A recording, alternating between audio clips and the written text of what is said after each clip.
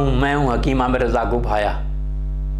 आज मैं आपको हेल्थ एंड ब्यूटी टिप्स के हवाले से आगाह करूंगा। आप सुंदर कैसे बनेंगे, आप हसीन कैसे बन सकते हैं, और आप छोटे छोटे टिप्स से, छोटे छोटे टोटके से आप घर बैठे अपना इलाज भी कर सकते हैं, अपनी सेहत का भी ख्याल कर सकते हैं, सेहतमंद रह सकते हैं, हसीन बन सकते हैं, नौजवान फिर से बन सकते हैं। और अपना इलाज जो है आप नबातात से, आपके करीब जो सब्जियां हैं, आपके करीब जो फ्रूट्स हैं, आपके करीब जो दालें हैं, आपके करीब जो अनाज हैं, उनसे आप इलाज करें और आप घर बैठे अपना इलाज करें, सेहतमंद रहें, नौजवान रहें और हमेशा हशाश बशाश रहें और अमराज से आप बचे रहें।